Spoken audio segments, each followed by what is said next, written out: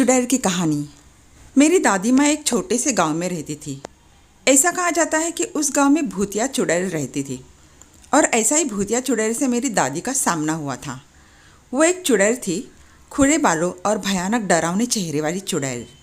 सर्दियों का समय था, ठंड बहुत ज़्यादा थी। पूरे गांव में कोहरा छाया हुआ था।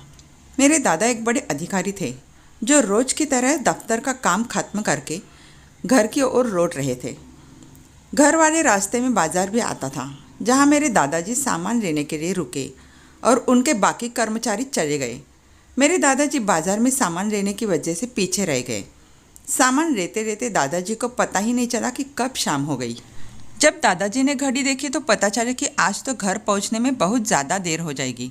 तो दादाजी ने सोचा कि जंगल के रास्ते से जाऊंगा तो जल्दी पहुंच जाऊंगा। इसलिए दादाजी ने गाड़ी जंगल की तरफ घुमा ली। शाम होने के कारण जंगल में बहुत ज़्यादा अंधेरा हो गया था।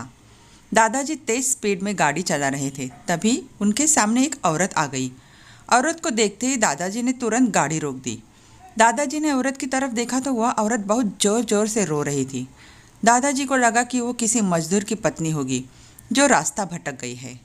रास्ता सुनसान था, इसलिए दादाजी ने सोचा कि इस महिला की मदद करना ज़रूरी है। उन्होंने महिला से पूछा कि वह इस जंगल में अकेले क्या कर रही है। महिला ने कोई जवाब नहीं दिया और ज़ोर ज़ोर से रोती रही। ऐसा लग रहा था कि सारा जंगल उस महिला के रोने की आवाज़ से गूंज रहा हो। दादाजी ने पूछा कि आपका घर कहाँ है, फिर भी वह महिला कुछ नहीं बोली। दादाजी ने उसको बोला कि तुम मेरे साथ मेरे घर चलो, जिसके बाद वो दादाजी के साथ चलने के लिए मान गई और दादाजी के पीछे वाली सीट पर बैठ गई। गांव में घूंघट डालने का रिवाज होता है, जिसके कारण उस महिला ने भी अपने सर पर घूंघट ओढ़ रखा था और उसका चेहरा ढका हुआ था। फिर दादाजी घर की तरफ निकल गए। घर पर सभी दादाजी का इंतजार कर रहे थे। जैसे ही सबने गाड़ी की आवाज़ सुनी, सब भागकर दादाजी के पास आ गए। जब सभी परिवार वालों ने उस महिला को देखा तो दादाजी से पूछा। दादाजी ने जंगल वाली पूरी बात बताई और कहा अब यही खाना बना देगी। लेकिन दादी माँ को उस महिला पर शक हो गया। दादी को लगा कि वो कोई चोर है जो घर का सामान चुरा कर भाग जाएगी। दादी माँ ने उसे रसोई में जाकर खाना बनाने के लिए कहा, जिसके बाद वह महिला बिना कोई जवाब दिए रसोई की तरफ चली गई। रसोई में सारा सामान रखवाने के बाद दादी माँ ने कहा कि सबको भूख लगी है, इसलिए जल्दी से खाना बना दो। दादी माँ ने उसे रसोई में भेज तो दिया था, लेकिन उनका मन अभी भी शांत नहीं था। 10 मिनट बाद दादी माँ रसोई में पहुंची तो देखा अभी वह महिला मछलियाँ बैग में से मछली निकाल रही थी, जिसको देखकर दादी माँ को और भी गुस्सा आ गया और उन्होंने बोला कि तुमने अभी तक खाना बनाना शुरू ही नहीं किया, अब कब खाना बनेगा और कब हम लोग खाएंगे। उस महिला का चेहरा अभी भी ढका हुआ था, इसलिए किसी ने भी उसका चेहरा नहीं देखा था। दादी माँ ने उसका चेहरा देखने की कोशिश की, लेकिन उसका चेहरा नहीं देख पाई। दादी माँ ने बोला कि ज़रूरत हो तो बुला लेना, लेकिन फिर भी वह महिला कुछ नहीं बोली।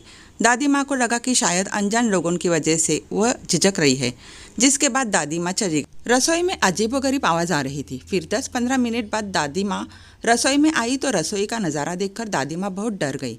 उनके पैर वहीं पर जम गए। दादी माँ के गले से आवाज़ नहीं निकल रही थी। दादी माँ ने देखा कि वह महिला रसोई में बैठकर कच्ची मछलियाँ खा रही है। रसोई में मांस और हड्डियों के टुकड़े बिखरे पड़े हुए हैं। उस महिला का घूंघट भी सर पर नहीं था और उसका चेहरा बेहद डरावना था।